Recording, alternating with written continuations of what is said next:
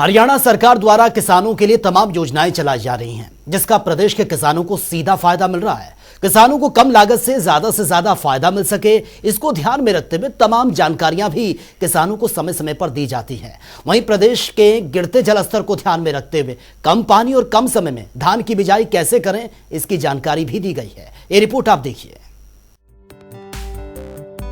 हरियाणा सरकार द्वारा किसानों के लिए तमाम योजनाएं चलाई जा रही हैं, जिसका प्रदेश के किसानों को सीधा फायदा मिल रहा है।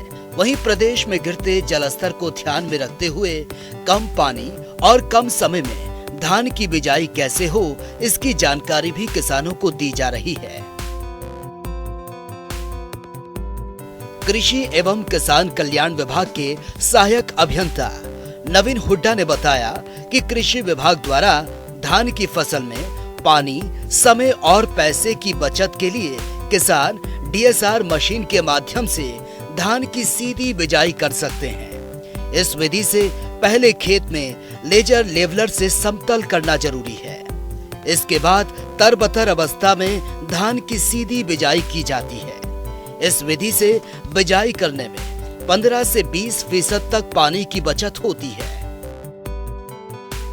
सहायक कृषि अभियंता नवीन हुड्डा ने किसानों का आह्वान किया है कि वर्तमान में भूमि के गिरते जलस्तर और पानी की समस्या को देखते हुए सभी किसान इसी विधि से धान की सीधी बुआई करें, जिससे पानी की बचत की जा सके। उन्होंने कहा कि धान की सीधी बिजाई करने वाले किसानों को राज्य सरकार की ओर से 4,000 रुपए प्रति एकड़ प्रोत्साहन राशि दी जाएगी। इसके लिए किसानों को मेरी फसल मेरा ब्यौरा पोर्टल पर अपना रजिस्ट्रेशन करवाना होगा। उन्होंने बताया कि इस स्कीम के तहत जिले में कुल 20,000 एकड़ में धान की सीधी बिजाई करने का लक्ष्य रखा गया। सीधी बिजाई का सोनीपत जिले में 20,000 एकड़ का लक्ष्य रखा गया है। जो किसान धान की सीधी बिजाई अपने खेत में करेगा, उसको प्रति एकड़ 4,000 रुपये का प्रोत्साहन राशि देने का प्रावधान किया गया है। धान की सीधी बिजाई करने से 20 से 30% तक पानी की बचत होती है और जो रोपाई के समय मजदूरों की समस्या आती है, उसका समाधान होता है।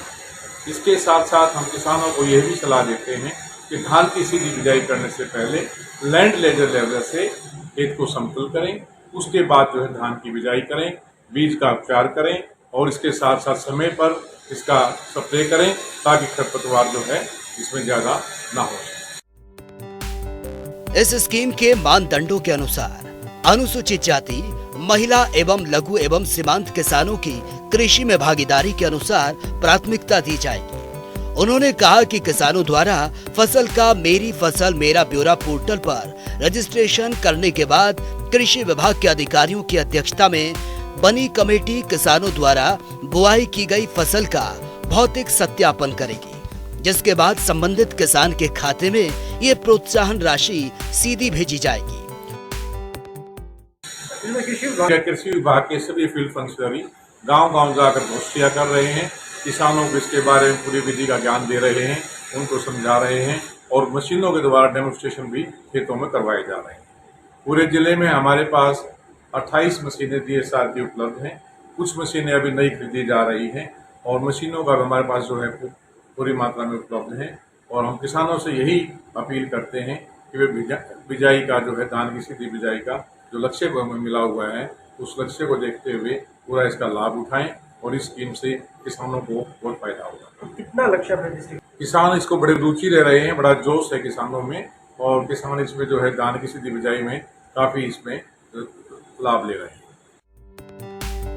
किसान पहले से ही धान की फसल लेने वाले खेतों में सीधी बिजाई कर सकते हैं। रेतीले खेत में सीधी बिजाई नहीं की जा सकती। धान की सीधी बिजाई वाली विधि से पैदावार सामान्यतः विधि के बराबर होती है। ये फसल जल्द ही पककर तैयार हो जाती है। किसान इस खेत में अगेती गेहूं या सब्जी की बिजाई भी कर सकते हैं। धान छोड़कर मक्का की खेती करने वाले किसान मेज प्लांटर से मेड़ों पर मक्का की बिजाई भी कर सकते हैं, जिससे पानी की अत्यधिक बचत होती है। इन दोनों कृषि यंत्रों को खरीदने पर कृषि एवं किसान कल्याण विभाग द्वारा समय समय पर अनुदान उपलब्ध करवाया जाता है। जनता टीवी के लिए विनोद राठी की रिपोर्ट।